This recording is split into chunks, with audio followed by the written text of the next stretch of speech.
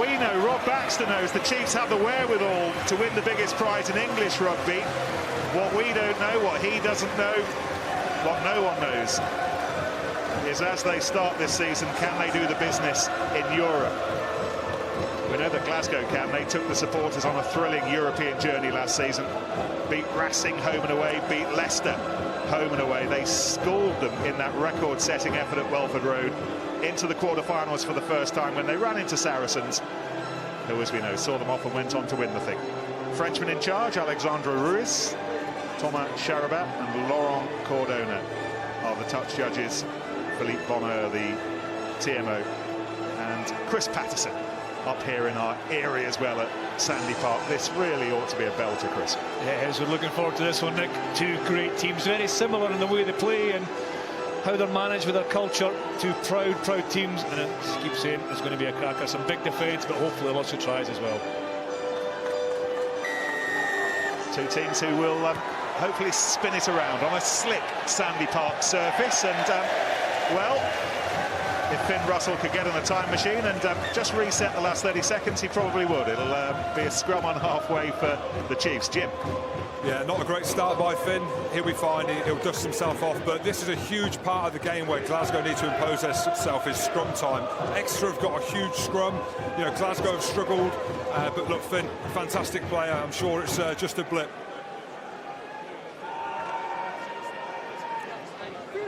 There are the numbers. Success rate of 95% each. Like lots of teams in the Champions Cup, in the Challenge Cup this season, all over Europe. Scrum's a little easier to win, given the tinkering with the laws. The realignment of the scrum half shoulder. However, despite us saying that, it's a free kick. Commentators curse, is that what they say? Well, very quickly with Glasgow, isn't it? Might fall for the Chiefs, but Steenson tried to come away with it. He just had his ankles tapped. And the Chiefs in the pink, bouncing on the ball on that greasy surface. That went forward. It's, well, having given it the big build-up, it's been utter shambles from the kickoff so far. It's not the greatest 1 minute 20 of the Champions Cup so far. One or two mistakes, obviously, as Ali Price took the quick tap penalty and Finn Russell tried to poke it through. Steenson read it and then immediately in the attack, but when the ball was recycled, it was a poor pass. There's a tap tackle on Steenson. There's a poor pass here from White and knocked on, and we'll have another scrum, Jim. That was an important tap tackle from Finn Russell as Mitch Lees locks himself into the second row. Extra responsibility these days with Jeff Parling having moved on, one of Jim's old muckers.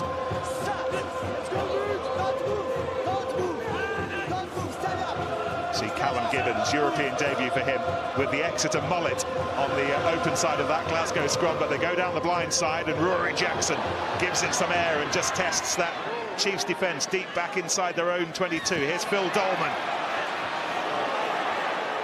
Scragged 10, 12 metres away from his own try line, but he made decent ground there. Johnny Hill with the new peroxide blonde locks this season. Nick White, Aussie, who left Montpellier's Galacticos to plough Devon fields, and he's done well so far. And that's a safe enough clearance off his right boot. Good return from Glasgow, that. You know, that solid scrum. They attacked up the right-hand side. We saw some stats before the game about the number of kicks that come from Glasgow, and they're known as an attacking team. They like to keep the ball in hand, but when they do kick, it's an attacking kick like that one that was put through by Rudy Jackson. Tidied up very well by Dolman and cleared by Nick White. Glasgow's line-out stats, not quite as impressive as the scrum stats. They've had one or two problems. They've lost over a dozen so far this season, but they've started well here, and Cummings neatly back inside to Fraser Brown. But Exeter couldn't count. They had too many numbers in the line-out. Whose job is that, Jim, to count numbers in the line-out? Who looks after that? It is actually a bit of everyone, to be fair, and it's, you know, kind of a dual kind of penalty to give away. I just probably want to touch on the Glasgow line-out, actually, because Jonny Gray has obviously been out injured all year. He's been a huge player over the last few years for Glasgow and Scotland. They kind of rushed him back in to get him right for this game, and he's a fantastic player, and I think we'll see a huge improvement in that Glasgow line-out.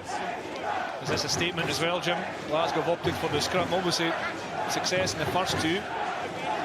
Is that a statement from them, rather than keeping the ball quick, they're maybe going to try and take on that Exeter pack and attack a team strength? Maybe it's a statement to me, because I said they've struggled in the scrum and the stats came up and it said they were second best in the Pro 14. So potentially they've got a great scrum, Glasgow. Hey, this commentary lock isn't as easy as it looks. I know I make it look difficult sometimes, but it's actually quite a test.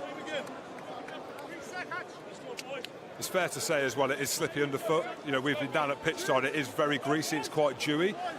So we might see a few drop balls early on, under feet at the scrum. The referee's going to have a big job in his hands keeping these scrums up. I know Glasgow in particular were a little bit concerned by the amount of moisture there is on the surface. They wondered if it had been watered. It hasn't. It's just a bit of West Country dew. Ali Price continues to hone his game under the watchful eye of Mike Blair, and the forwards meantime driving beyond that gain line. That's where the ball went in initially, the gold line, and it draws the first penalty.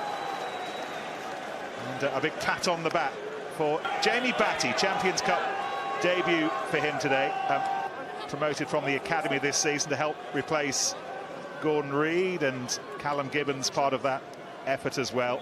It's a very bright start scrum-wise. I don't know what to say.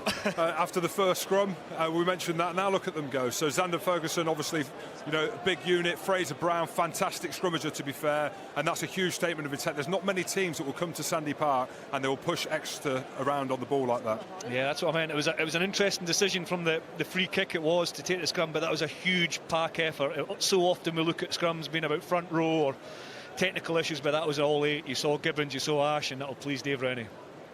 A European debut for him after winning the biggest club prize there is to win on the other side of the world, back-to-back Super Rugby titles with the Waikato Chiefs. Dave Rennie transformed them from occasional winners to consistent winners, and that's the challenge he's set this Glasgow side and Finn Russell.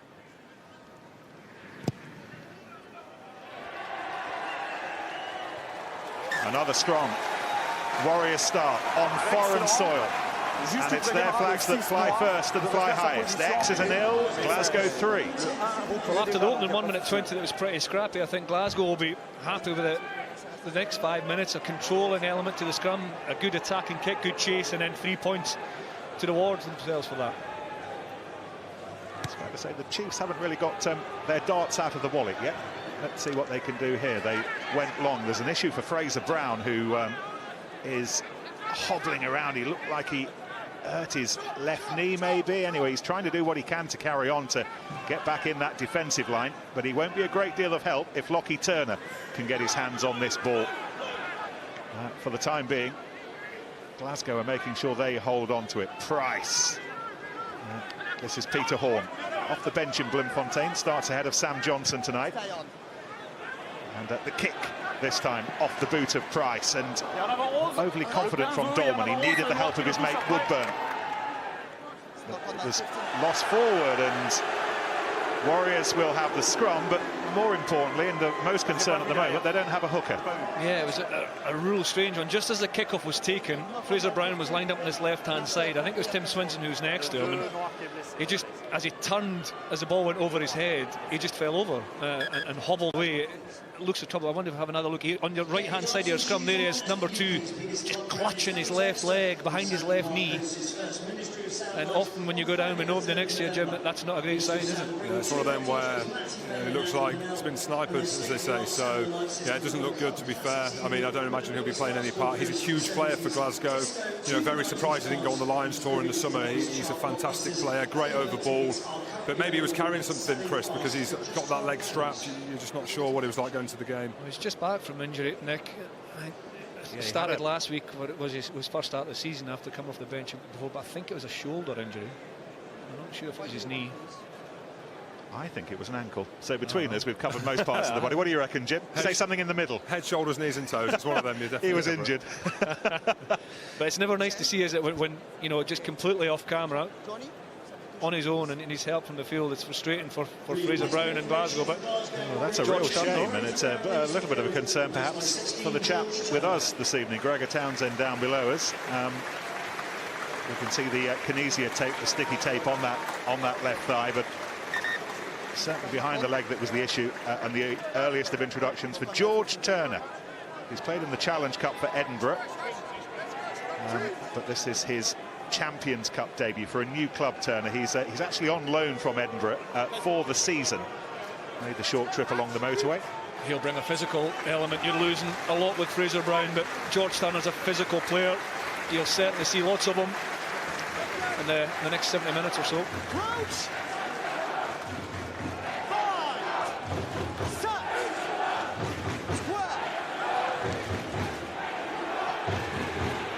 Ball just got a little bit gummed up there, and then it needed to be whipped back, by which point Glasgow were under pressure, but it didn't cost them the ball. And this is Russell, and ball flicked forward off a Chiefs hand. It's actually a deliberate knock-on by the looks of things. We're playing the advantage here.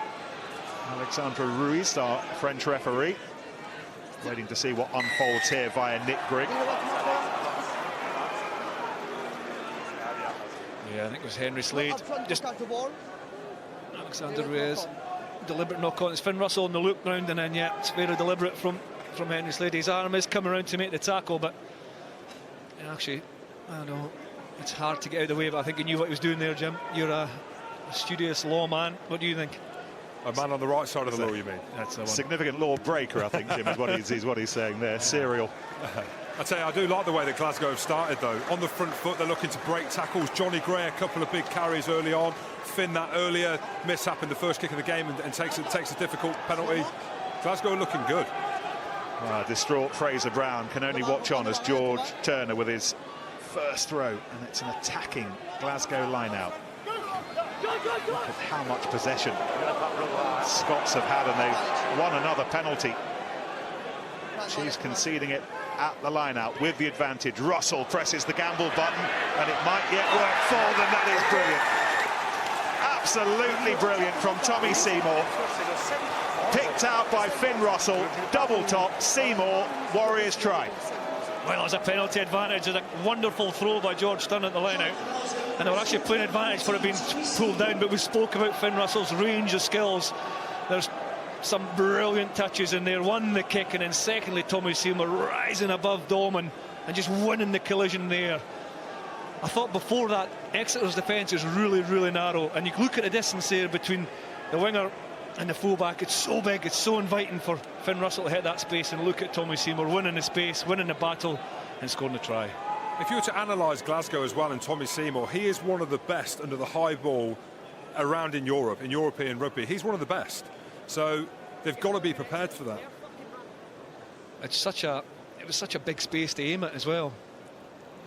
You know, Exeter like to come up in the line speed and defence really quickly, but you just left Dorman isolated. He's on his own. He can't get the momentum to get up in the air. Tommy Seymour's carrying through, always momentum, and he's so wonderfully skillful in the air, as you say, Jim. Good execution, great start for Glasgow.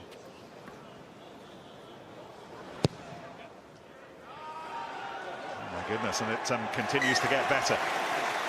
11 minutes gone, 10 points to the good. This European lark's a piece of cake for Dave Rennie right now. Look here, look at the distance between Woodburn and Dorman. It gives all that space for Finn to aim for and Tommy Seymour to claim. Chiefs restart via Steenson. Woodburn trying to put a little bit of aggression into what Exeter are about at the moment, and they'll get an opportunity here to at least lay some foundations, much to the relief of the bulk of those inside Sandy Park tonight. It was Swinson who went highest, and where did that knock-on come from? Well, Tim Swinson might think he was a little bit unfortunate there. Maybe hit Woodburn on the way through, but a good kick though. You know, that's what you want after a poor start from Exeter's point of view. Give us a kick that we can contest, and Steenson did that.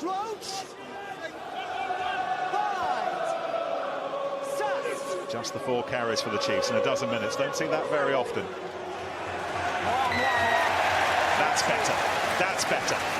Much better scrum and a penalty. That's much better. That's with what you lose with Fraser Brown. His ability in the scrum is a huge, huge man, and Glasgow maybe lose that dominance. Here's a statement of intent by Exeter, probably one of the best teams around in Europe when they get to the opposition 22 and they get 5 metres out. Well, they haven't been great over the opening rounds of this tournament historically. They've only ever won once on the opening weekend. They lost the first 3 rounds last season, including a couple here. They've been challenged to lose that tag, and if they are, they're going to have to come from behind. But they've got a toe hold here in the 22. Yendel, it was brilliantly taken by Armand. Fired into Armand right at the top of his jump. And that pink machine trying to rumble a little bit more, spitting out black shirts. The white try line coming into view, of penalties even closer at the moment. But the quality of the throw and the take and the drive, Jim. Yeah, under pressure, you know, that was a great line out. Exeter, a really weird team, you know, in terms of the mould. Very unorthodox in what they do. They're very high. You know, they're quite happy to go against the opposition with their backs to them. If you watch the way that Exeter mauled, very unusual, but very, very effective. I mean, that's quite a shrewd penalty by Xander Ferguson there. It's the speed of that, Jim, as well, isn't it? So many teams, you see the throw and the setup of them all taking a long time, but Exeter did that within a flash. The throw, the catch, the drive. So difficult to defend when it's executed so quickly. Exactly. And if you actually look at Glasgow, they're trying to sack Tim Swinson. His style of mauling is to try and get the opposition on the floor. Like, it looks a great throw under pressure, up in the air, but the speed they get going forward, look, they're very high around there. The front 3 of that maul are quite high, and they're looking to get that going forward quickly. But you look, he's wrapping his arms there, trying to stop them all. Sam Simmonds is back on his feet. He took a little bit of a blow in the middle of all that. But the standout number 8 in the Premiership so far this season will be part of this line-out as Ben Moon just confirms codes with Captain Jack. And it was to Johnny Hill, who's been Chiefs' first choice at the line-out so far this season. Again, it's been sacked for the second time. Glasgow under a little bit of pressure now. Second penalty in a row as Chiefs try to rumble around from a quick line-out. And this is Lees. White with his hands on the ball. Yendel once more. Armand was offering himself, but Yendel takes the hit, takes out a couple of defenders, and Simmonds bursts his way through. 5 Premiership tries already this season, looking to open his European account. This is Salvi, grizzly old bear, still charging around like a good un. And now Yendel. And it's a spirited response from the English champions to the concession of 10 early points. And back we come for the penalty.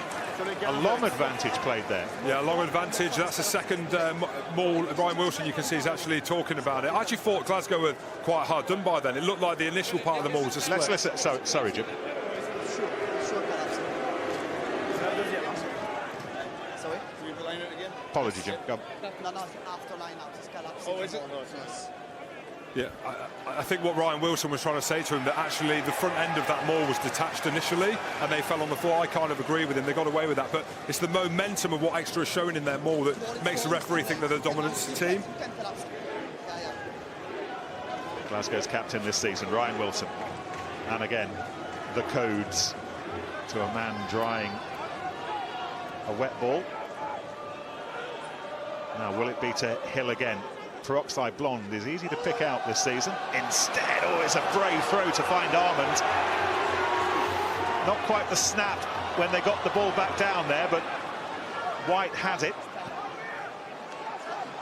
Simmonds makes sure that it will still be there. How hard Swinson was working and how hard Johnny Hill was hit back towards the M5.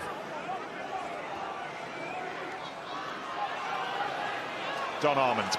Dave Dennis, by the way, hurt his bicep in training this week. Dave Ewer's still injured, so Armand and co will have a busy few weeks.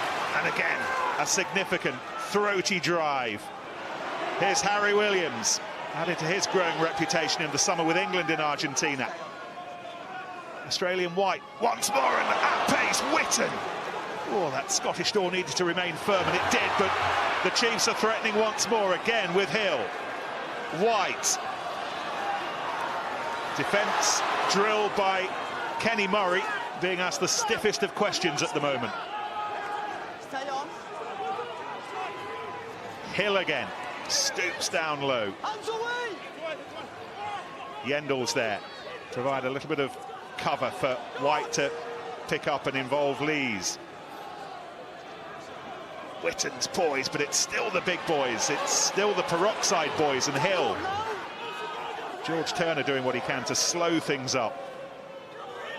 But Exeter are camping underneath the posts. And they're very nearly directly underneath them. And they're over the line. And they've got the try. A mountain of pressure. And in the end, Glasgow's defence crumbled. Yeah, I thought Glasgow's defence in the early stages was fantastic. Some huge collisions. But like we mentioned, Exeter get 5 metres out.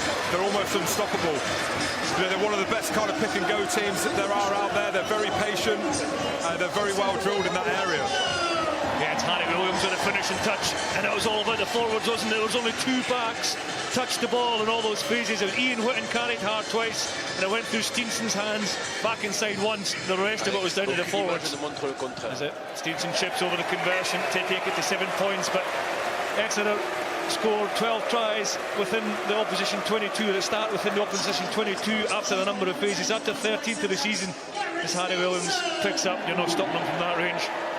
But yeah, that was all about the forwards and the brutality to get over the line. There's Harry Williams, who was part of England's Oxford training group a few weeks ago. Eddie Jones' squad for the autumn tests named in a couple of weeks' time. Neil Hatley here, specifically with Harry Williams' name at the top of the list in his black book that he's holding behind us.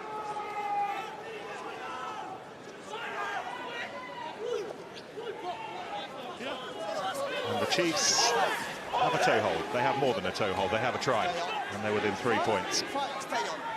Touching the midway point of what has been an energetic first half already. Finn Russell was initially calling for it, but then he quickly realised the ball was going to get nowhere near him, and there's Williams again. And there's White again.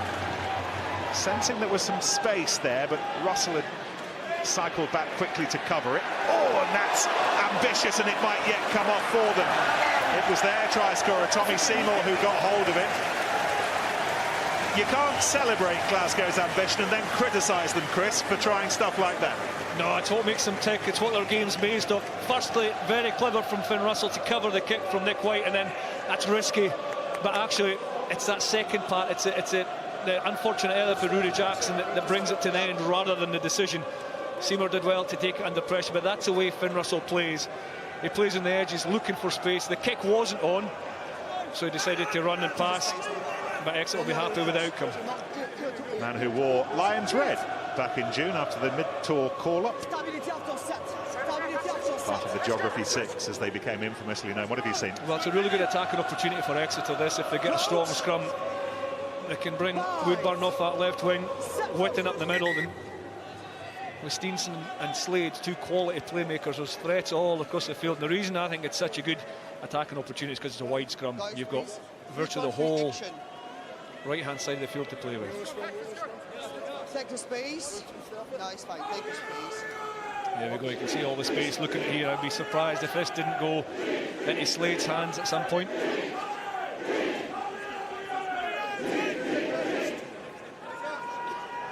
Crouch.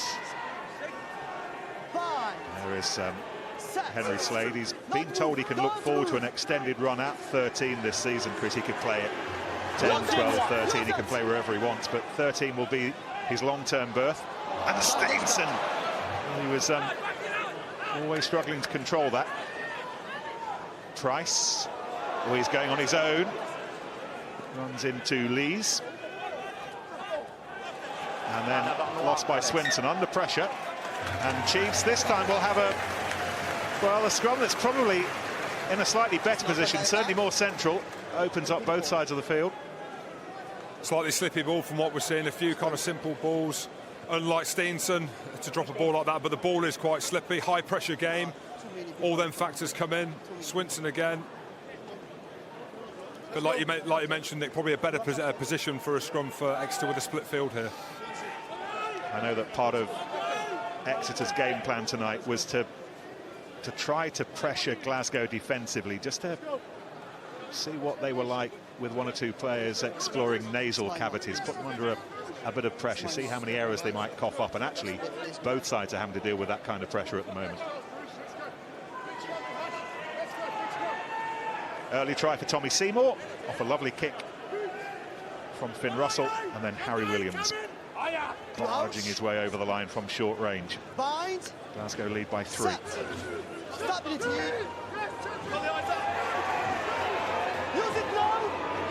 Sam Simmons lets the ball release into the arms of White, and Stevenson is on his way, and this is Witten, the Ulsterman, strong, hard, determined, and the Chiefs are in full flight here, and White wasn't far away. Adam Ash amongst those, quickly getting his body in the way. But that's been lost forward, and Sally Price leads the defensive celebrations. Yeah, I think was it Woodburn that knocked on just in the act of maybe picking and going just towards the line to try and score Exeter's second try, but the break from the scrum was impressive from Exeter. Nick White carries left, Ali Price can't leave him, and then Stevenson sees that space inside. Nick Grigg gets offload away, and this is all about Ian Whitten's powerful run, and Gibbons with a tackle. And after this phase, I think Woodburn tries to, here he has his hands on the ball, tries to pick and go, so he's denied just in the line. Witten, again, one of those players who can effortlessly move between 12, 13, 14. Like Slade, he's a Swiss Army knife of a player. He's got lots of uses. He's a strong runner, Ian Whitten. I played against him back when I was playing. He was at Ulster. Really powerful. As you see what Alexandre Ruiz is saying to the front row. Let's go.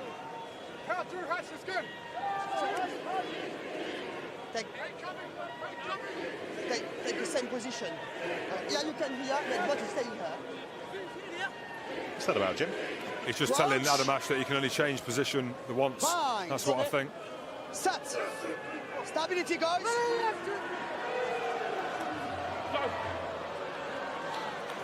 Hit up by Horn. Alex Dunbar, by the way, still working his way back from a knee injury. If you're not a regular follower of the Warriors, wondering where he is. Here's Woodburn.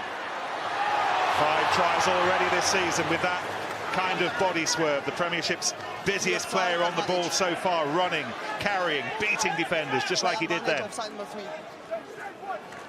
Fagerson was offside, so this ball is being played with an advantage for Exeter. Stevenson trying to do a Russell. Lockie Turner's doing what he can to do a Tommy Seymour, but this time Rory Jackson made sure that there was to be no similar outcome for Exeter. Number 3, offside position. Xander Fagerson, I think, just caught on the short side as Nick White darted back down the short side, the blind side, caught Xander Fagerson offside. I think they'll go to the corner again, Jim. Yeah, again, we know Exeter have got a strong maul. The last couple that they've had, they've thrown kind of middle area. And Glasgow have gone up to compete against both. You think they'll do the same again, or will they stay down and expect the drive? Well, I think if you look at the way that Glasgow are going to defend, what they've been doing is they've been putting a guy at the front of the line, almost giving Exeter to the very front, pushing them to the front of the line out so they can push them into touch. Exeter actually going where Glasgow don't want them to go. Well, I've no idea what it is, but we've got a staff call 100, which I hope is the call to put the pies on for half-time, but it's blasting out over the PA at the moment. Anyway, on we go. More importantly for Glasgow, some defensive work to do here. And the Chiefs and Lees are driving it towards them again. Lees has split off, but not before he'd smuggled the ball to Sam Simmons. White waits. Witten goes back the other way. Counter shove from the Warriors.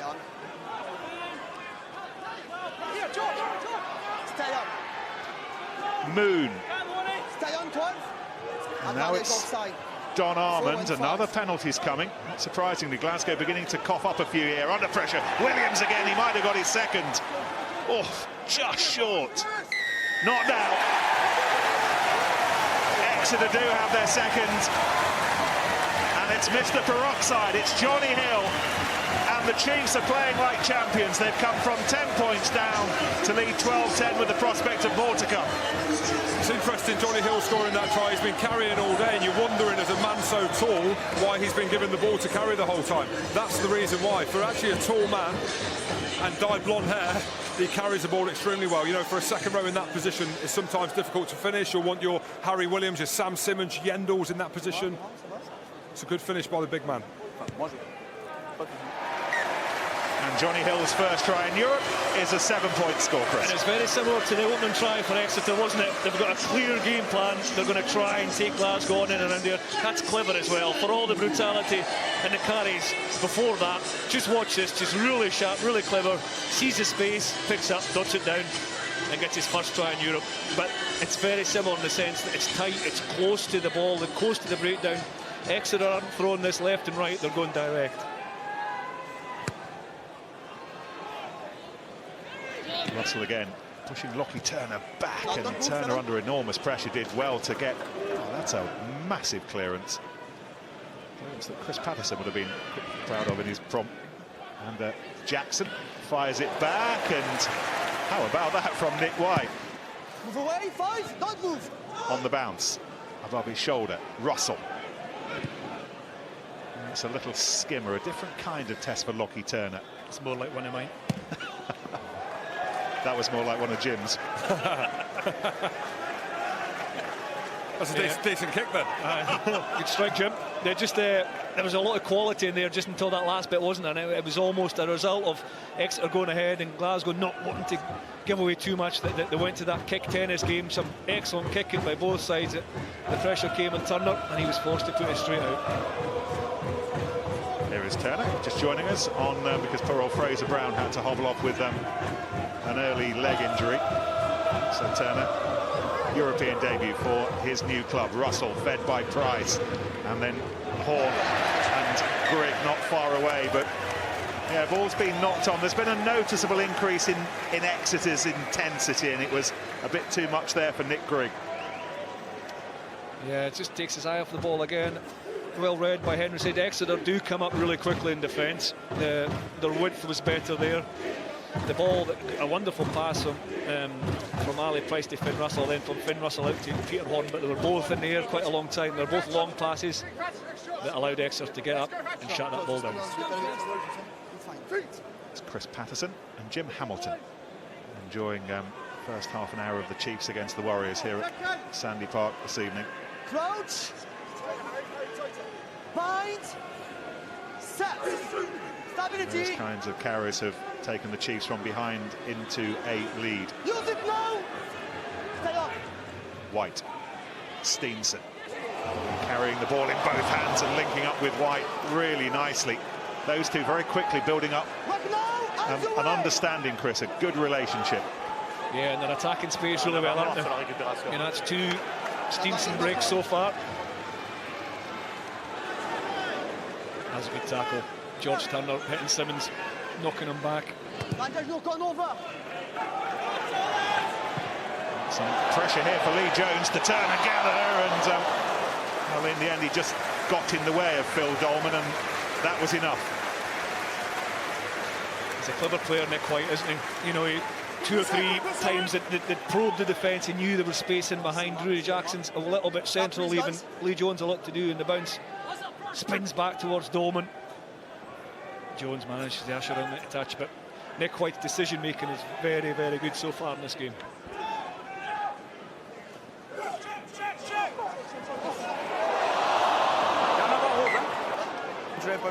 The Warriors rescued by an overthrow that couldn't be gathered in cleanly by the Chiefs. Yeah, feel for George Turner a little bit there, just literally fingertips for Jonny Gray there. You just see, just slightly misses it, unmarked throw, fairly easy, and that should be an easy exit for Glasgow. Except now, Exeter is going to have the scrum, seems to have exerted a certain dominance in the scrum as well. Yeah, it's that Jamie Batty who is just stretching his muscles.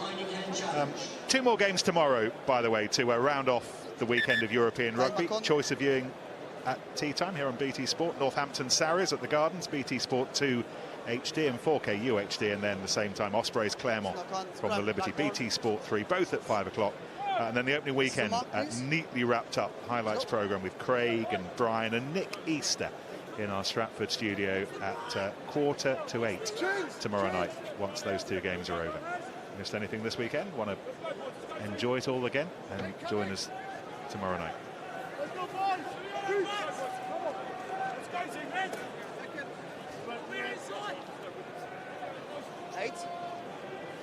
Crouch. Bind.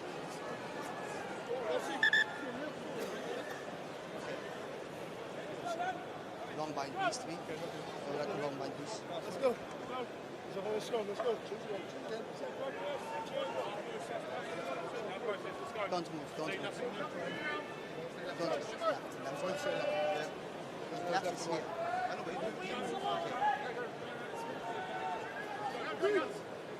Luke Cowan-Dickey, by the way, will be spectating for the next couple of months the Exeter and England hooker. He's still making his way back from a knee injury. So a lot of work ahead for Jack Yendall. Elvis Tyone, who's on the bench tonight. Price away for the Warriors, taken in by Jones. Return of the Warriors' most likely scorer this season. This is Rory Jackson, back earning his corn in Scotland after time away down here with Wasps and Harlequins. Hit up by Wilson. Adam Ash providing the initial link. It's not been quite as easy for Glasgow to make ground over the last 20 minutes or so. We've got 3 front 5 forwards in the midfield here opposite Finn Russell. He hopes to kick. Turner. Dolman's calling for it. Turner's weaving his way towards him, while at the same time weaving his way through a Scottish defence. Simmons away neatly. Oh, Woodburn under a lot of pressure, and he was tackled by Grigg. Tackled legally. Laid back by Henry Slade. And the rebuilding process starts on halfway with Lees.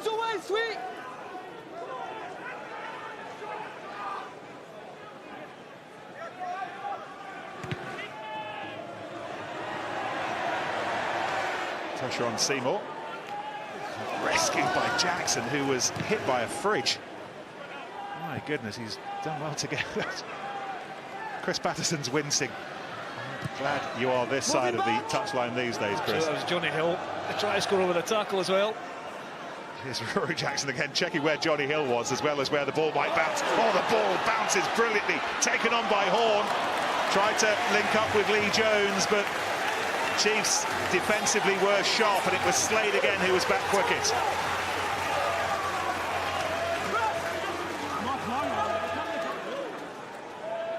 There's a nice ebb and flow about this contest, though. It's very watchable. There's a real tempo, isn't it? We've seen all sorts of skills. We've seen the physicality, we've seen the chip kicks, we've seen a few mistakes as well, but a real good game to watch.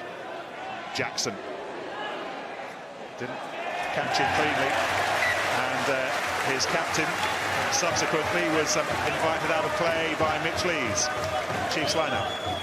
And they've gone quickly again. Turner's gone to Steenson, but Alexandre Ruiz is going to bring us back. It's almost as if the game's opened up, isn't it? It was a bit scrappy early on. The referee's just underlining it. The line was taken too quickly. That was Rory Jackson's chip kick, really well read by Peter Horn as he tried to free Lee Jones. Henry Slade gets back and makes that crucial interception. That would have been a try if Slade didn't just get his hand in there, but it's saying, Jim, the game's opening up, isn't it? Now, this is what happens when you're tackled by a fridge. Let's go. In the shape of Jonny Hill and Rory Jackson, who's had a tough old week. He ran 3 miles to help set up a try down at altitude in Bloemfontein last week, and he's in a physical encounter right now. It looked better at full speed. Line out taken in by Armand. Turner, who's been beavering away on the tight confines of that right wing.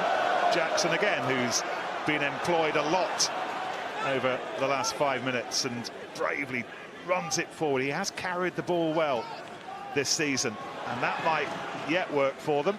There's Horn chasing his own kick.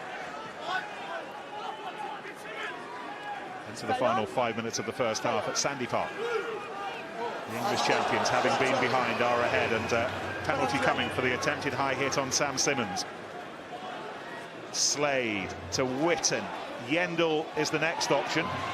Turner's beyond him, but he would have been a little bit isolated, so Yendall held on to it. Exeter found the space there really well. There's a couple of Glasgow forwards on the edge of the defence, and now they're starting to open up. No advantage. High tackle, that's only. just saying maybe it's going to be interesting to see how Glasgow carry on throughout this game. They're going to be tired after their trip to South Africa. We're just seeing the high tackle there on Simmons, but Exeter now getting over the gain line. They're finding the edges, the mismatches on the wings. Props stood out there for Glasgow. Just looking at the stats for the season so far, Exeter scored most of their tries in the second quarter. C'est celui Like in qui a le Chatterton bleu sur la cuisse. The first try was 19 minutes, the second try was 27, so we're almost in that time as well. Jim talking about the week they've had, that draining trip down to the Cheetahs, and extra physical challenges of altitude, and Dave Rennie has he gave them a slightly easier week. They took Monday off when they were scheduled to train. Had a couple of big physical sessions, but just a little bit less on the big heavy work this week, almost inevitably. And it'll be a test of their fitness as Yendel again stretches his legs. No one stretches them more than Woodburn. Picked up by Salvi. Matt Kvesic, by the way, fit but not in the squad tonight, having to earn his place in the champion squad, having arrived from Gloucester over the summer. Witten, Ollie Devoto, Sam Hill, Michele Campagnaro, all amongst the injured absent. Slade at 13, held on to by Horn. Salvi. Some clear-up work needed by the try-scorer Williams. Witten again linking up with Woodburn. Well, it's gone backwards, but it might yet still cost them. Little chase, and it was Finn Russell who got his boot to the ball first. Tommy Seymour goes backwards to try and come forwards, but takes some digging out on halfway. This is Turner, and this is Jones.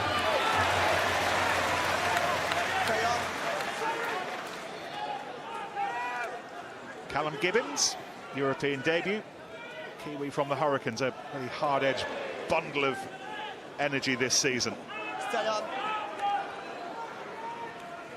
Adam Ash gets back to his feet a little bit gingerly. He got hit hard there. Russell. Taken on by Swinson.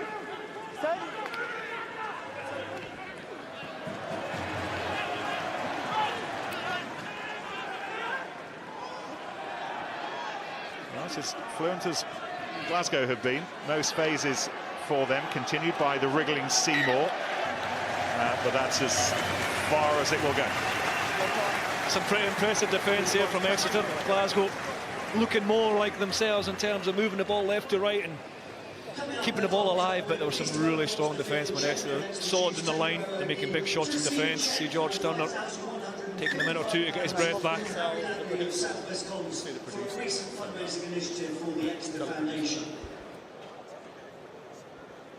see, look at the strong defensive line of Exeter in the pink jerseys, coming forward, making big shots. Yeah, what I just wanted to say was, while there's a break in play, if you look at the work rate of the Glasgow forwards, they're slow to get back into position. Xander Ferguson slow to get up and reload, so Glasgow can only go one way. They can only go around the corner. If you look at how tight they are there, they're not getting any position. This is where the fatigue of travelling away, but also in South Africa last weekend as well, is probably going to show its toll. And the quality of that defensive line as well, Chris. Arrow straight. They're up really quickly now. If you get a solid first contact, it's much easier to get the rest of your defensive line in place, and that, I think, you know, all starts with that first initial tackle, and a lot of those tackles were good, they were strong. I think Dave Rennie will look for more footwork from his attacking players. I think sometimes those tackles are much easier if the attacker's not moving late and putting some footwork on. But as I say, Jim says you have to be in position quickly in order to do that. And Finn Russell, Peter Horn there having the debate at how they can break down the defence, as Dave Rennie, Kenny Murray and Jason O'Halloran do the same. Jason O'Halloran, brought across from Scotland duties, the backs coach. And there's Rob Baxter. Crouch. He invited his squad to transfer that Premiership form of the last season or so into Europe. And certainly after the first 10 minutes, they've done that. Time up. Clock into the red. And that will conclude the first 40 minutes business at Sandy Park. Well, it hasn't let us down. That was thoroughly entertaining. Glasgow started really well. Tommy Seymour with the early try off the pinpoint kick off Finn Russell, but then the Chiefs wrestled their way back into it. Harry Williams and Johnny Hill with the tries, Gregor Townsend with his analysis at half-time. With rugby tonight on tour, so join Hugo and myself and Julian Salvi and the good people of Topsham Rugby Club this Wednesday, 10 p.m. on BT Sport 1 HD. And Gregor, you and I have been chatting during the break, and you've noticed something pretty interesting in the contact area. Yeah, well, there's two different strategies from either side. Glasgow are looking to compete for the ball defensively, and they've not really had the reward so far, either through winning turnovers or getting penalties off the referee. Whereas Exeter choose not to compete at the breakdown, which allows them to have 14 players on their feet. But there are spaces right through the ruck, and right at the end of that first half, Jonny Gray got right through, but unfortunately the ball was lost in the next phase. So that could be a theme this second half. So expecting them to exploit them then in the second 40. Fingers crossed. I said that quietly. We heard you though. Right, so let's add you back to our commentary team then. Jim Hamilton, Chris Patterson and Nick Mullins. Relatively evenly balanced on the scoreboard, tackles-wise, which is a good indication of where the balance of power remains. Glasgow having to make twice as many at the moment, and that man Jonny Gray has made 9 himself. He's been busy, as also has George Turner, who's not been on for the whole match, and he's made 9 already. A sign of how busy they're having to be in defence, Jim. Yeah, definitely. It's great to see Jonny Gray back as well. He looks lean, he looks fit, he looks powerful, and he does what he does. He works hard, he's great tackle rate, and he's also good at carrying the ball as well. But Glasgow need a lot more ball. Russell, flat. You heard Alexandre Ruiz, our French referee, explain as Adam Ash charged onto it, picked up by Grigg, New Zealand-born Scotland Sevens international. Champions Cup debut a year ago for him. Start of that wonderful run to the quarter-finals. This is Phil Dolman. Played an hour last Saturday against Newcastle. He was on early for the stricken Jack Knoll. He's had the operation on his eye this week. Cleared away by Rory Jackson. Stuart Hogg not far away, by the way, after his shoulder operation over the summer. But Rory Jackson, full-back for the time being. This is Lockie Turner. Switch from full-back to wing last Saturday to cover for Knoll, and Steenson trying to thread the needle, and thread it he does. Yeah, it's a nice pick through by Steenson, but they'll come back for the penalty advantage. Another high tackle from Glasgow. Number 15, Rory Jackson, chasing his own kick. I think was it Dolman to run it back? No, it was Lockie Turner to run it back. No matter where the contact starts now, if there's any contact at all on the head, around the face, is a high tackle. So Jamie Batty maybe a little bit high as well there. But that'll frustrate Dave Rennie. I thought Glasgow started that kind of second half at tempo. There was more tempo, more speed to their attack. But Exeter are going to come out with the first opportunity to take 3 points. He could make a big difference as well. If you see Thomas Warden coming off the bench, you look down. One of the things I did at half-time was look at the substitutes to see where the impact could come from. And well, he scores a few tries, doesn't he, from number 8 position. He could be a key player in this game so far. When he comes on, it'll be the first time we've seen him this season.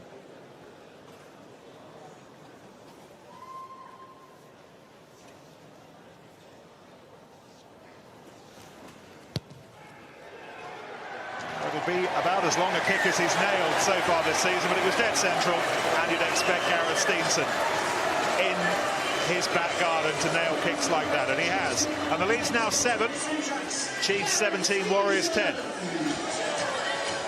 That's what you call right down the middle, isn't it? It's a black dot kick right over the centre of the posts. Never in doubt. A great strike by Steenson. Here goes Turner.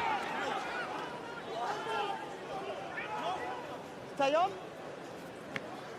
Chiefs in their European kit, by the way. They've had the tailors busy drawing up this pink effort. Biting. Shoulder. Played away by Nick White. Nabbed his first Chiefs try early on against Newcastle last weekend.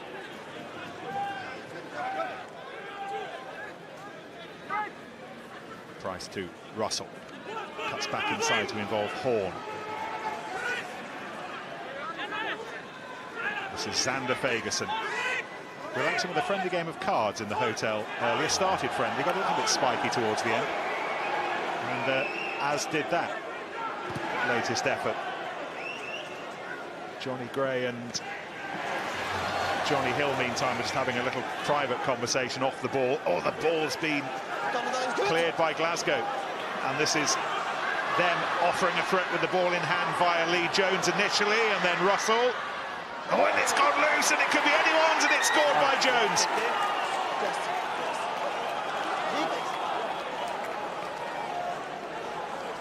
A kick that caused Exeter a bag full of problems. They never controlled it, and Lee Jones thinks he's scored.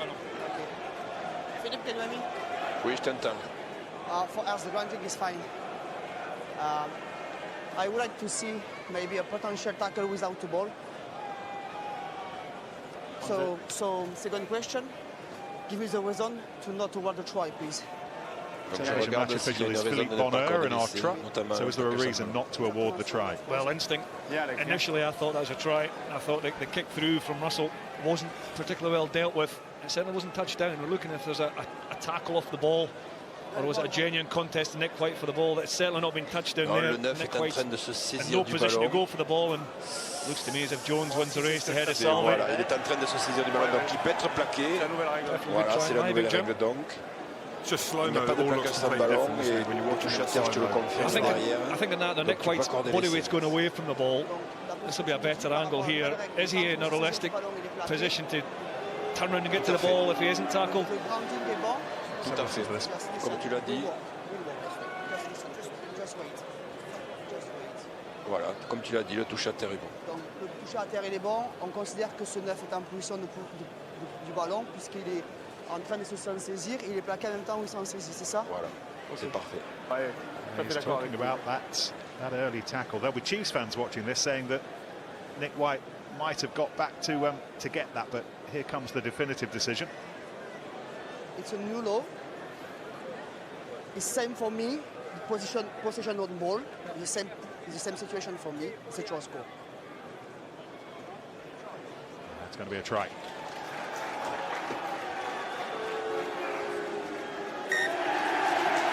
And the Warriors have been camped back in their own half for a while. They were confident it was a try. Yeah, I was just going to say it's the right decision. It's, you know, he's gone to pick up the ball, he's misskilled it, he's knocked it on, and the momentum of players taken him in to score it. And the reason it was scored was because Glasgow needed to get quick ball from the breakdown, actually shot out the side of the breakdown, and then they were quickest to react, and Exeter weren't able to set their line in defence, shoot up the blind side, a grubber kick through from Russell, well chased and finished off by Jones. It came from having quick possession from the contact.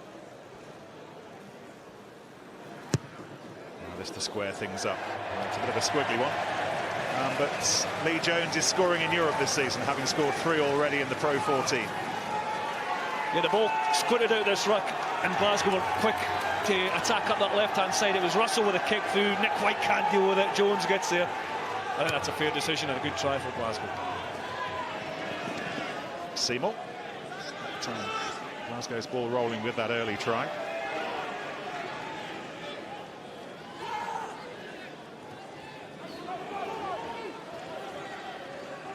Easy.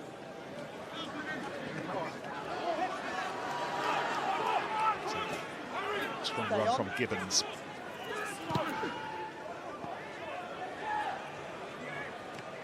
Taken in by Steenson. Tackled initially by Ash. Ferguson told to give it up. White to Yendall. Captaining Exeter tonight. Huh? Nice. No, 7, say on. Tim Swinson describing his predicament.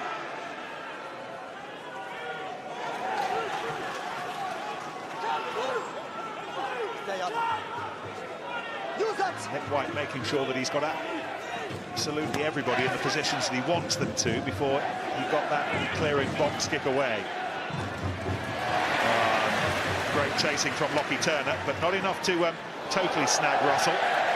But Lockie Turner's put some miles on the clock tonight. He's worked really hard on the right wing, and he drew that error.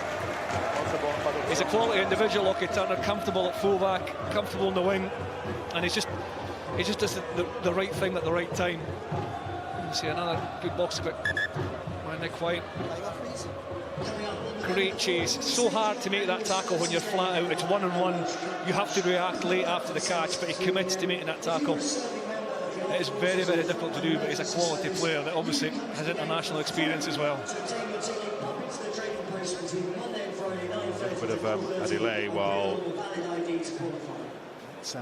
Jonny Hill with the need for some attention. And make sure you hang around following the final whistle this evening as we have entertainment into the wee small hours of our various bars. Jonny Hill, one of the Chiefs' 2 scorers in the first half.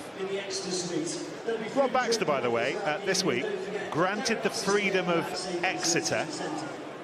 He declined the opportunity to drive a herd of sheep down the high street, which he was entitled to do to mark the occasion, but he didn't think that was a good idea. He was brought up on a farm, Jim, so it wouldn't be anything new to him, but he didn't do that. I think you might have done, mightn't you? He's a humble man. Yeah. He's done a fantastic job, though, hasn't he? I mean, it's clear to see, and rightly so, that he gets an accolade such deserving.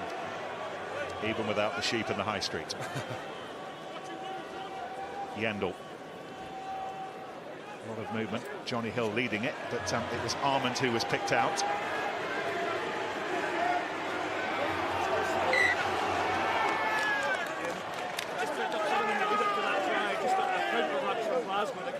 Just relax. Guys, I'm not happy with us. Values. Sorry. Values. Can't we celebrate? Okay? Yeah, no celebrate. Okay, no celebrate. Boys, let's keep it. Control yourself. No, having fun. The fun police are in town.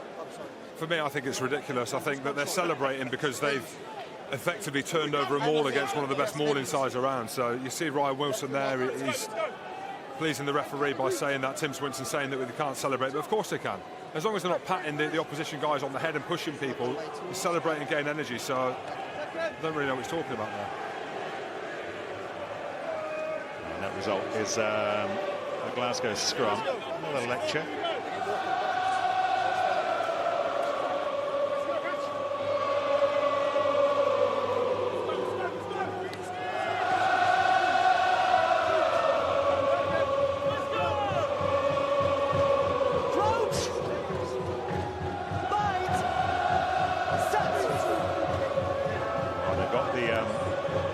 Drums going, trying to get their team going. Glasgow have started this second half the better. And Russell, whose game management, game control last weekend in Bloemfontein was exceptional. Pushes Dolman deep back. No, don't move! Dolman with the kick to Rory Jackson, just beyond the 10-metre line. Adam Ash offered himself, but Jackson goes through on his own, and then he finds Gray, and Gray very nearly found Gibbons. Instead it was Swinson who took it on, and that's beautifully done by Russell to involve Batty. Champions Cup debut for the youngster. And Gray once more, who twice has been instrumental trucking this ball up towards the try line. Price, again the fast feet, composed under pressure from Russell. Price once more gets the way off the floor to Swinson.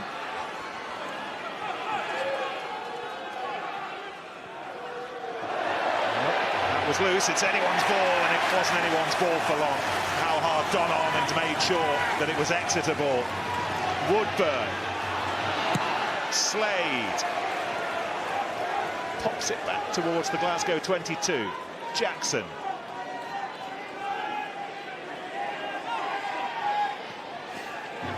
This is Grigg.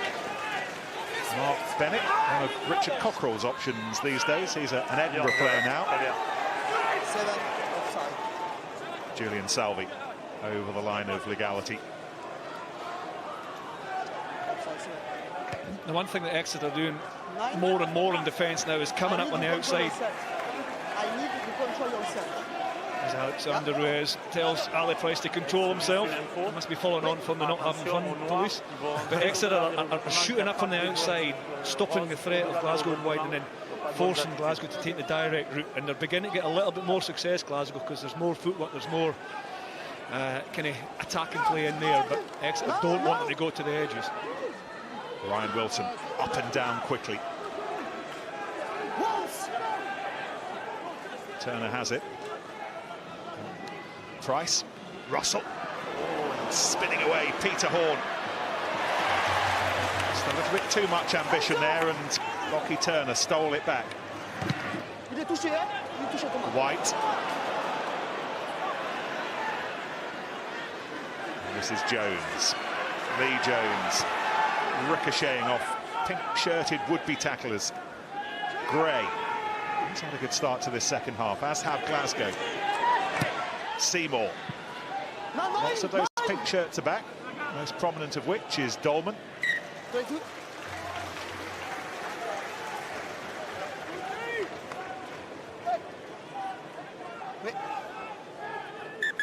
Time off, 3 off. Percentage confirmation of how much ball Glasgow have had. Thomas Francis is coming on for Harry Williams. Williams having contributed with one of those first half tries.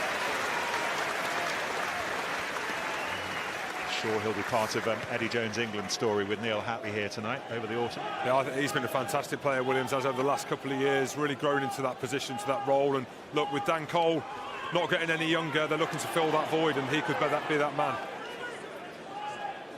Ash holding on to possession. Russell, but not quite so long. Rory Jackson finding Grigg, and Lee Jones involving himself again. Grigg shuffles it back. Gray. Oh, nicely done as Thomas Francis tried to slow him down. Taken on by Fagerson. Swinson, huge contributor on Glasgow's journey to the last 8 last season. But the player without the ball, he can't to be defender.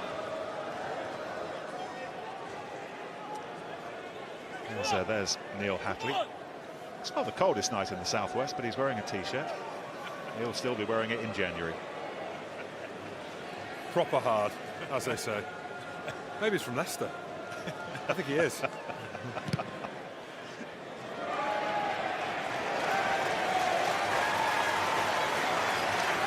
good kick from Slade, isn't it? One of his specialities, those penalty kicks to touches. You see, Hatley will be impressed by what he's seen from Harry Williams tonight. Try scorer as well, Harry Williams.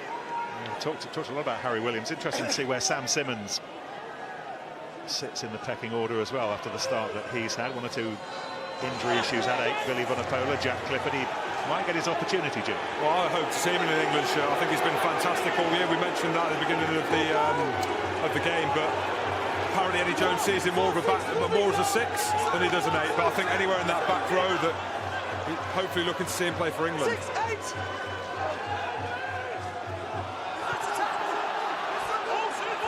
Ball's there. Jonny Hill has it. They are having to screwdriver it out. Glasgow have done well to really slow this down, but in the end, Ruiz, the referee, decided they were slowing it down illegally. Well, the debate is it's a maul. We'll listen to Alexandre Ruiz here. Finish. The one was finished. It's a general play. It's a tackle situation. I heard them screaming tackle. Sorry, that's why. I called with you 2 times for Willis. And sorry, I heard them screaming. I thought more. I can understand Ryan Wilson and Glasgow Warriors thinking that the maul had been collapsed, therefore there was no need to roll away. But the referee is saying that after the maul there was another tackle, so they then thought that they did have to roll away, and he did say that, Ruiz. So that's is it Ryan Wilson's legs all over the ball? So if that was for the maul, he could lie there. Now this is going to be such a murderously difficult area for Glasgow to defend, Jim. Well, we've seen every time Exeter have got in this position, they've come away with points. Again, without talking them up too much, every time they get in there, well, just saying that, Jim. I told you they wouldn't do it. George Turner hammering it away like Phil Bennett. But the Chiefs come back. Jim's got his finger up. He wants to say something, but let's just see where this goes, Jim. Hold that thought. And driven on by Ben Moon, one of the more underrated Chiefs in this bunch, and they can give it another go this time defensively from that kick. What were you going to say? Well, I was just going to say, we've been really impressed with Jonny Hill. We've mentioned that, the way that he carries, but something that I think he's lacking is his speed around the line-out, his ability on the floor. We know Jeff Parlin, huge loss for them, was massive for Exeter in their title-winning campaign. Jonny Hill just needs to improve on his footwork across the floor on the line-out. Saying that, and he stole that as well, so I'm an absolute curse for these guys. Ryan Wilson had to be off his toes quickly to beat Hill to it.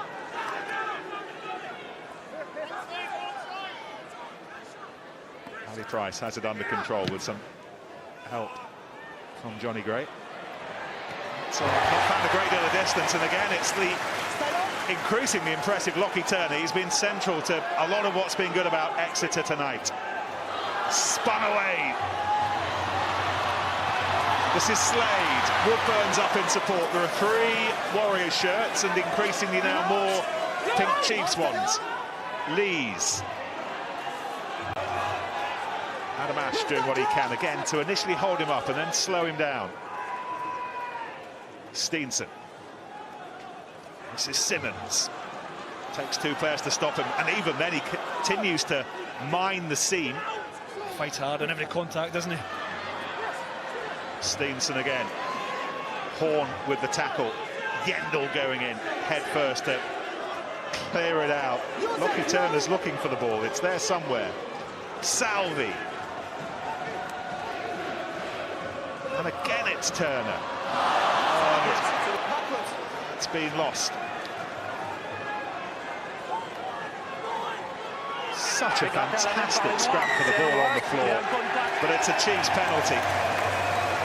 But the resolve from both teams, Chiefs ball in hand, Warriors without it, just exceptional. I mean, it is quite a scrappy game. We've seen a lot of mistakes, but the endeavour from both teams is everything that we hoped for in the lead-up.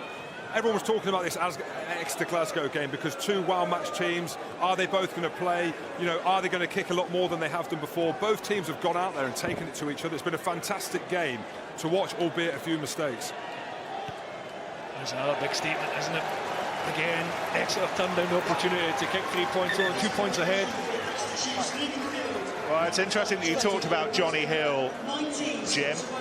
He's contributed a lot this evening, not least his try, but he won't be part of this latest attacking line-out because Ollie Atkins has come on to take his place. Been really impressed with Johnny Hill over the last few weeks. Big boots to fill in Jeff Parlin, and I think that he's done that well. You know, still got a lot of growing into his body to get done. Meantime, Sam Johnson into the defensive midfield alignment ahead of Nick Grigg for the Warriors. Don Armand's done well just to help straighten that up a little bit. It was heading towards the advertising hoardings. Now it's heading the way they want to go, and Slade almost bursting through. Price doing what he can to slow things down, but this is Russell. Once more it's White.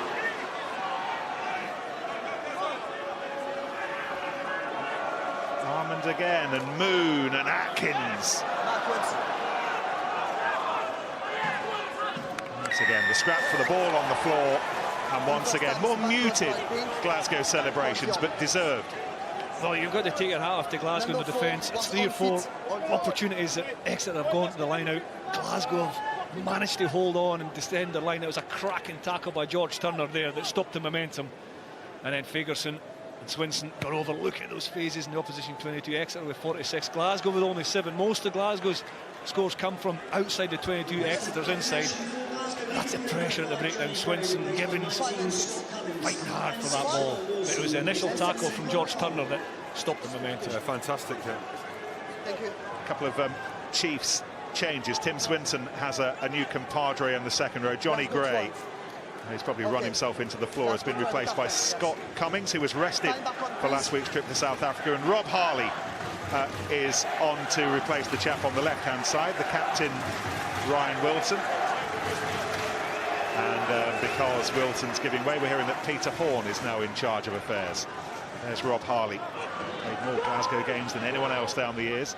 Part of this squad, and he won that line out initially. And again, there's another difficult bouncing ball for Exeter to have to deal with. It was Sam Johnson down there scrabbling. That ball over the top, the little kick over the top, has caused 1 or 2 problems in this second half. It has. It means the defence, especially Exeter, has to deal with it. I mean, there's still someone there. Slade actually just really to tuck in behind and cover it, but he still has to deal with it under pressure with a good kick chase. Very clever play. Let's go. It's Thomas Waldron, very nearly back on the tracks for the first time this season. Fit again after breaking his foot in the summer. Chris, I was going to say as well, we're talking about all the kicking that we're seeing. Do you not think the ball is bouncing completely different on the surface as well? Well, we're out there earlier on. It is firm. It's a really firm track with that dew on top, and it squirrels around. But you've got to chase hard. And that kick there, you could have kept that in hand and attacked the edge. They opted to go over the top and then fought really hard as chase to put Slade under pressure and give himself this opportunity to attack from the centre field scrum. Picked up by Ash to Price. In goes Jackson, but not for long. Tackle by Slade. Henry Slade's 9th tackle. He's been busy in midfield, stopping these black shirts. Batty. There's Harley.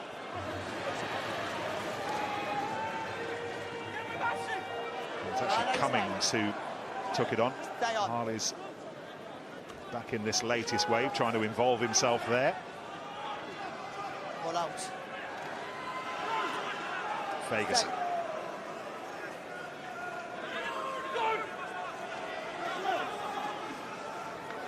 Glasgow just happy to go through the phases until they very nearly snap Sam Johnson through the hole. The way they play this season, Chris, all about the speed of that breakdown ball, the speed of the clearance. Yeah, and what they're trying to do is create space over the top of the ball. Exeter's defensive line is so well organised, so flat, but even there's space over the top of the ruck to try and get in behind.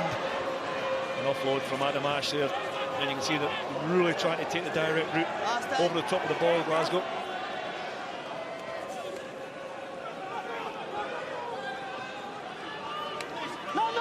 Mitch Lees thinks that he might be in here, but told to give it up. Russell. Oh.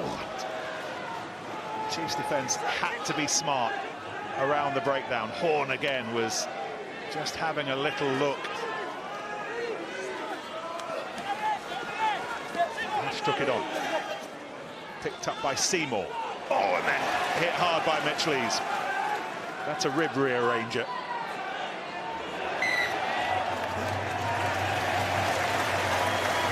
Sometimes you just have to hold your hands up and say there's some pretty good attack in there and some pretty good defence. There's two top teams really going at each other in the final quarter of this match. As Chiefs, they go to the bench and bring on some reinforcements, Nick. Thomas Walton's going to come on. Yeah, Carl Rimmer is coming on for Ben Moon, and Julian Salvi, usual cut on his cheek, making way for Thomas Waldrum, and James Short as well. I think Short's coming on to replace Lockie Turner by the looks of things. There's Short, brought into the 23 again with Jack Knoll recuperating.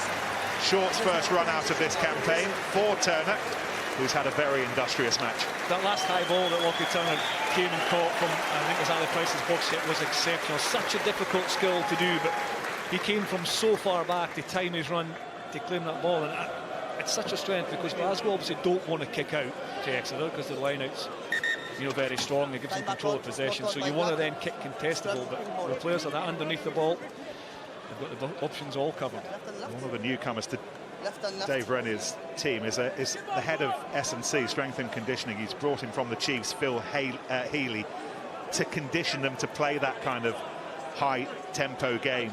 Chris, they played a high-tempo game under Gregor, but there's a huge emphasis on fitness, the explosion of the way they try to play right now. And they scored a lot of points in the final quarter. I think they've got 8 tries so far this season in the final quarter. So Glasgow will be looking to increase the tempo, maintain the tempo. That's a big scrum and a big impact from the bench from Exeter. That's a huge scrum. I think he's giving it against Batty. Let's have a word with Rob Baxter. You might be a little tense, I suspect, Rob, but this is a proper game, isn't it? It's a good watch. Oh, 100%, yeah. And it's exactly what the kind of game should be.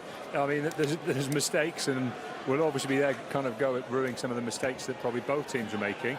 But the reality is there's a lot of intensity out there. There's a lot riding on the game. It's very physical, very attritional. We've obviously got to try and make it about garnering territory and trying to hold it, and then really get our forwards into the game. I think probably do have the edge around the scrum and the maul, and we've got to make those big points for us. But at the same time, you know, you can see how dangerous Glasgow are. So it's a real humdinger. Hopefully, this kind of last 15 or so minutes, we can start to just kind of exert more control on the game and see off one or two more chances. Because at the minute, it's kind of down to the fact that we haven't seen off a couple of attacking mauls. All right, brilliant. Thanks, Rob. That's a well-constructed line-out, and then the maul that came off the back of it. Has Glasgow working out how to deal with it, and they deal with it very well once more. It was unplayable maul that time, Jim, but again, Exeter got it moving quickly, but Glasgow did well to stop it. Yeah, exactly. That is where Exeter is strong. We mentioned it. Tim Swinson, to be fair, not the tallest of second rows out there, but he's very astute around the ball, competes quite hard. If you actually look, for me, he goes up the side. Is that legal? Side of that, I don't think that's legal myself, but he gets away with it. He's obviously on the other side of the referee. It's the linesman who needs to call that in. But look, if you can get away with it, you can get away with it. And he's stemmed Exeter going forward there. That's actually one of them rules that now I'm a spectator frustrates me. If the maul's going forward and such dominance like that, then you know, I think Exeter should be given the ball, but it isn't. I don't make up the rules. Quote. I say I abide by them, but I didn't do that either. Darcy Ray is on the right side of the Glasgow front row. New tight head, 22-year-old, saying hello to the Champions Cup for the first time last season.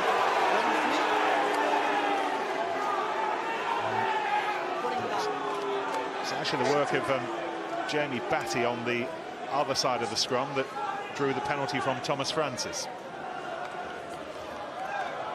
I don't know a huge amount of it, as much as you about scrums, Jim, but I think Glasgow may be a little bit fortunate in that one, do you think? Yeah, I don't know. I'm unsure of the scrums from up here now. It seems to have changed a lot in the last 6 months. But look, you know, you talked about Batty there in the scrum. He's had a fantastic game. I think he's on something like 11 tackles. He's been carrying the ball. He's been a beast for Glasgow out there today. You will have noticed that lots of players resplendent in pink boots this weekend, again, to help raise awareness for breast cancer over the course of this month. That's the reason for the preponderance of pink footwear. Henry Pyrgos is on at scrum half. Horn is still with us, as is Jackson, as is Jones. Here is Pyrgos. Stop. Woodburn with the big clearing kick.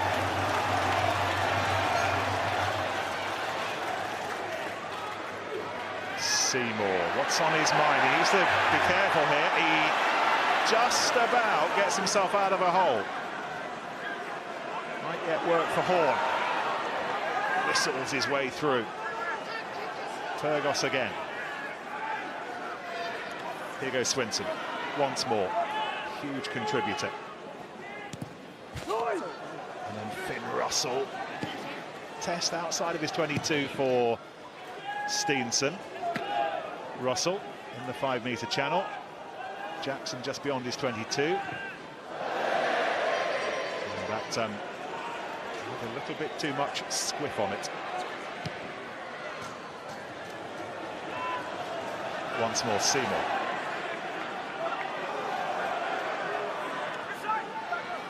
Jackson, how lovely was that to Seymour, who returned the compliment, and this is the hooker. This is Turner bursting down that left wing, and it might yet work again. The bouncing ball on this occasion does not work against the Chiefs, but my goodness, they've got to be on their toes. There's some quality out there, isn't it? When Rob Baxter said it, as both teams will be disappointed with some of the mistakes, but some of the quality there, the kicking, the catching, the backfield coverage was excellent, and as soon as there's a sniff of a chance, Glasgow take it with Jackson and Seymour, freeing George Turner, the replacement hooker, who's tackled by the number 8 into touch. It's some brilliant play in there, but that was patient build-up. I thought Glasgow forced it a little bit too early when Seymour went, but that's just their ability and the desire to keep playing. There's Sam Simmons getting a little bit of treatment. Contributed so much this season. Slalomed his way through Newcastle's defence to add to his tally last weekend in the Aviva Premiership. And that's where pace can help you out defensively as well. I mean, that's a fantastic tackle for a number 8 going into the final quarter, or deep into the final quarter of the game. He had to make that tackle. Francis as well. 18, okay. Notably part of the Lions story over the summer.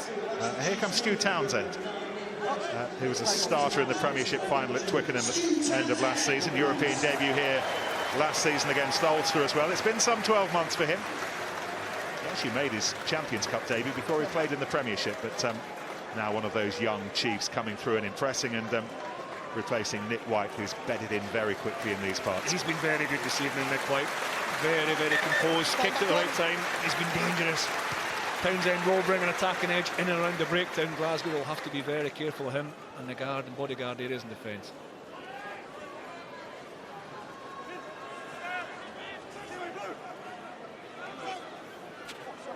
Pyrgos.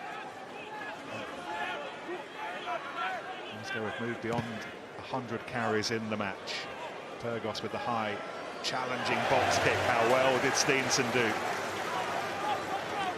Timed his approach to the ball perfectly, Chris. He's under so much pressure as well. It's a difficult skill, and they make it look so easy. Fantastic catch. Simmons, under physical pressure, holds on to the ball. He's still got a smile on his face. It was Rory Jackson who was offering as much as he could. I just don't think. I don't think he believed he tackled him. I think that's why. I think they're both laughing.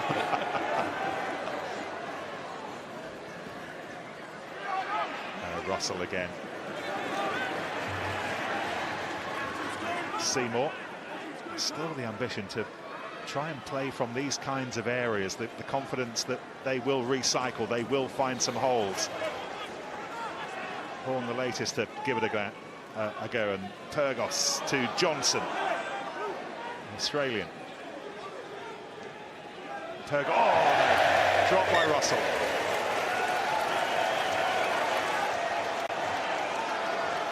Yeah, one or two mistakes for Finn, but he won't let it get to him. It's just a drop ball that's frustrating in that area as well. Maybe Glasgow playing a little bit close to their own third. Yeah, if you see Russell here, just takes his eye. You see him just look up, sees who's in front of him, thinks it's on to run. I think he's looking to kick. Finn makes really late decisions, so he's scanning for space, he's looking to run, and then he scans for that space in behind to make a late decision whether to run or kick, and he's just taking his eye off the ball. But the backfield coverage from both sides, but especially Exeter, has been very, very good. So when he has looked up to kick, there's been someone there, and he makes some changes, decision late.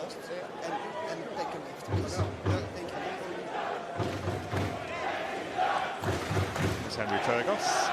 Talk that he might have been on his way at the back end of last season, but had a chat with Dave Rennie and thought it might be fun hanging around.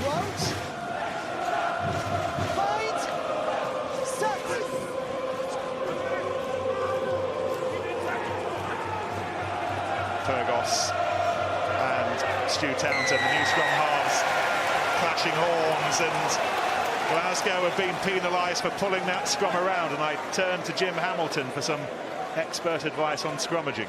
Well, there just seems to be a little bit of a shift now, doesn't there? The substitutes that have come on for Exeter, a little bit more weight. You just see them, Glasgow always on the back foot there. Complete dominance by Exeter, all 8 on the scrum. Thomas Waldron, I think maybe feel a little bit aggrieved that the whistle went so early. Maybe he carried after the whistle, but I think he thought there was an opportunity to play a little bit of advantage and burst through the middle of that defence, but the penalty was already given. The decision, not overly surprising, Chris. It's to go to goal and to maybe perhaps extend the lead to 5 points with under 10 minutes to go. Yeah, and that, as a goal kicker, Steenson would have thought of this before the scrum. He would have known if his forwards are going to really attack the scrum, and he'd be saying to himself, within 30 seconds, I may have to settle my heart rate and try and take 3 points.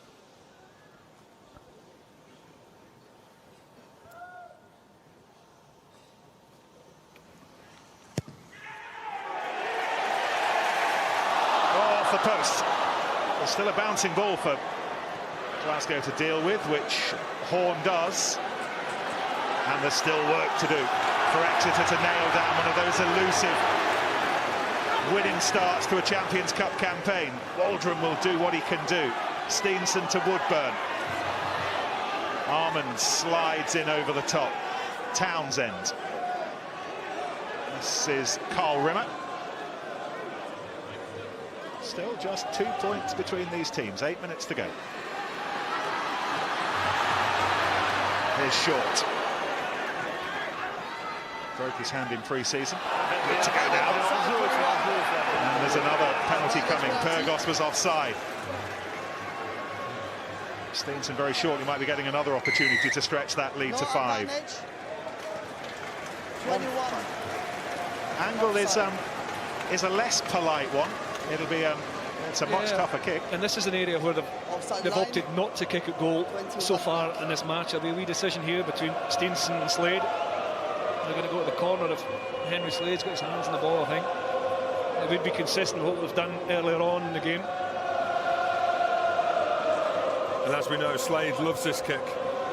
Being at Saracens, I was obviously where, end of the season, similar kick, different side.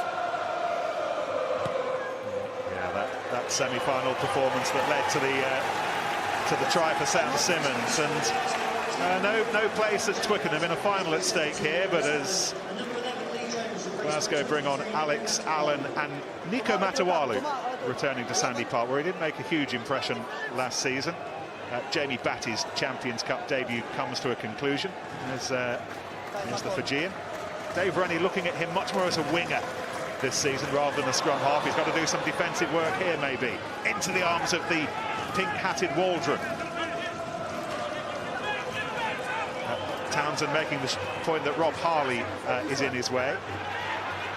Yendall, the captain, still on and still driving strong. Chiefs looking to close this game out. A little over half a dozen minutes to go.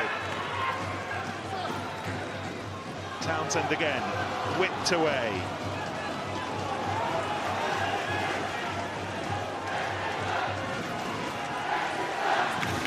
Waldron waits, but the traffic goes the other way, although not for a significant length of time. Townsend drew it back in for for Waldron ultimately. Yes. Over the ball. Once again, the fight for the ball on the floor. This is Whitton. Yendall, part of the over-the-top mob.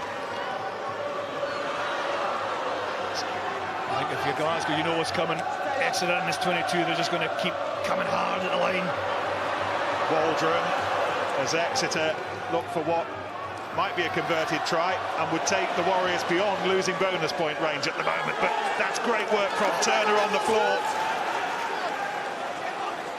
Oh my goodness, 5 minutes before the end of the match, having played for much of it, that was great work from Turner. And then walloped away, and the Chiefs will have to rebuild via Dolman from their own half.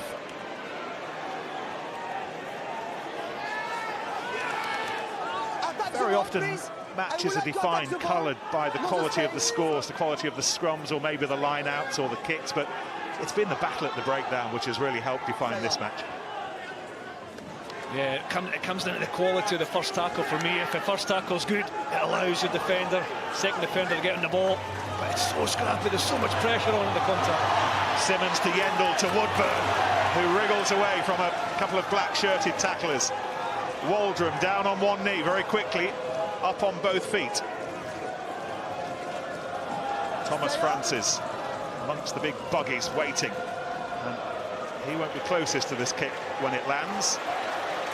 And Matawalu back. Just a hint that he might have had his foot in touch there, and the touch judge with the flag furthest from us, Thomas Sharabas, decides that that's exactly what had happened. Well, that's good game management from Steenson. It was a long phase of play. Exeter had all the pressure, and then it just depends on whether the contact was made with the ball when his foot was over the line. Nico Matawalu, I'm not sure, agrees.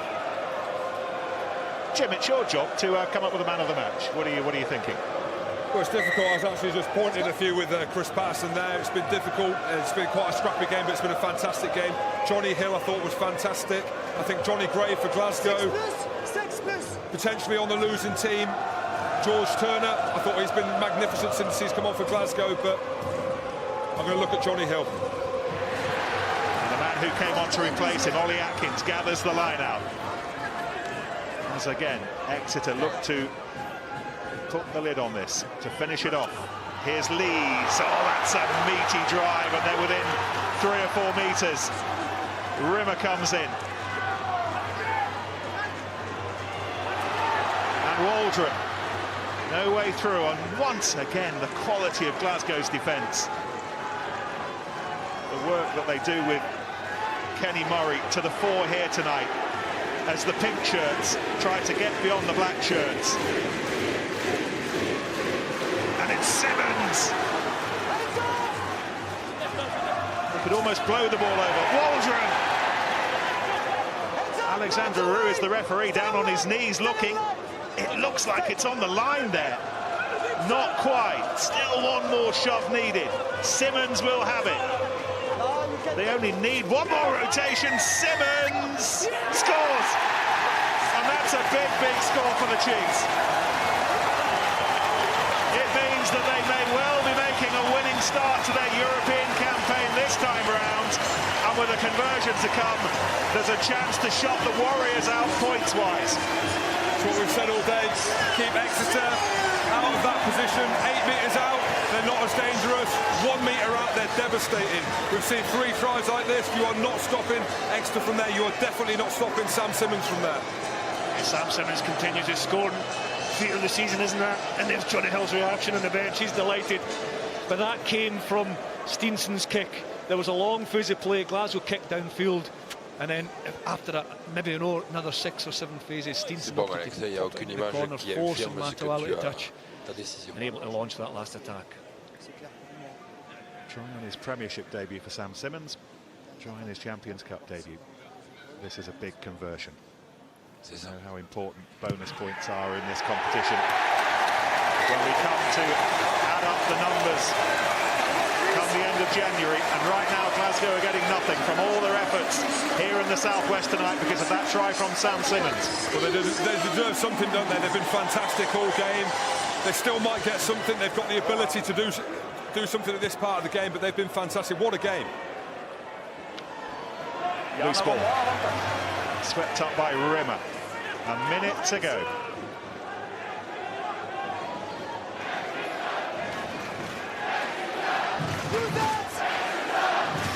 Townsend's waiting. Woodburn's on his blocks. Callum Gibbons has gone through, and he was within his rights to go through. But he's not managed to come back with the ball.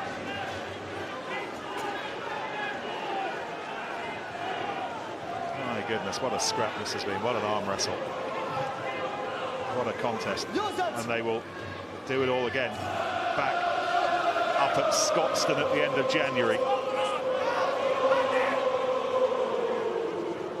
By which point we'll have a better idea who is best placed to make it into the quarter-finals. It might be one of these two. It might be Montpellier, it might be Leinster. What a pull this is. That's been lost by Rimmer, and there's a penalty advantage to come.